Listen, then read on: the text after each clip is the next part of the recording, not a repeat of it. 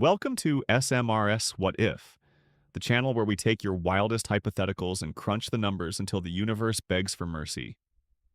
Today's question comes from a viewer who's clearly been huffing something lighter than air. What if Earth's atmosphere was suddenly replaced with pure helium?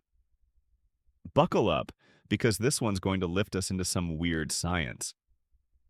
Let's dive in. Imagine you wake up tomorrow, take a deep breath, and your voice sounds like you've been cast as Alvin in the Chipmunk reboot. That's because Earth's atmosphere, normally a cozy mix of nitrogen, oxygen, and a pinch of other gases, is now 100% helium. First things first, why the squeaky voice? Sound travels faster in helium than in air, about 3 times faster, actually. Helium's less dense, so your vocal cords vibrate the same, but the sound waves zip through quicker, raising the pitch. Everyone on Earth is now a soprano, and karaoke night is officially a disaster. But before you start practicing your helium-powered falsetto, there's a bigger problem. No oxygen. Our normal atmosphere is about 21% oxygen, which we need to, not die.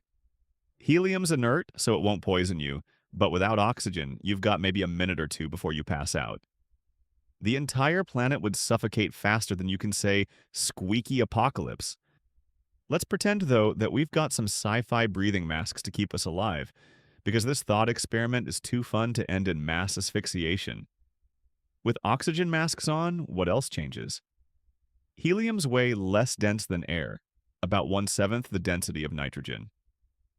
This makes the atmosphere much lighter, so everything feels a little floatier. You'd weigh slightly less because the buoyant force pushing you up is stronger in a helium atmosphere. Picture stepping on a scale and grinning as you're suddenly 5 pounds lighter. No diet required. Balloons, though? Totally useless.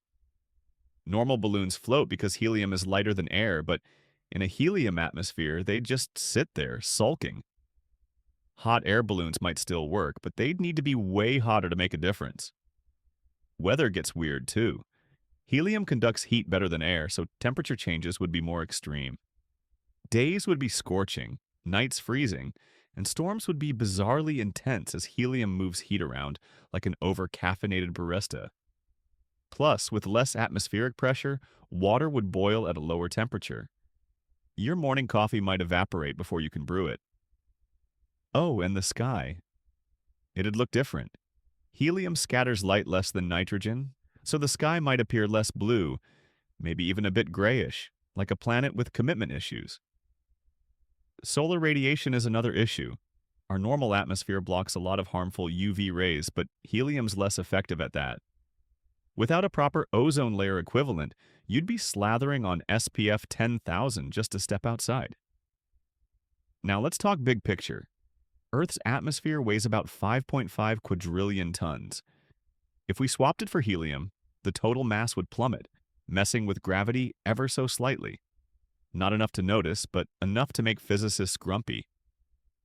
Over time, helium's low density means it'd escape into space faster than our current atmosphere, so the planet might end up with a thinner blanket long term. Could we survive?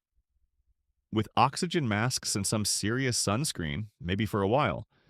But the real question is, would we want to? A world of chipmunk voices, no balloons, and coffee that boils itself doesn't sound like a party, unless your idea of fun is sounding like a cartoon squirrel while dodging UV burns. Thanks for watching SMRS What If.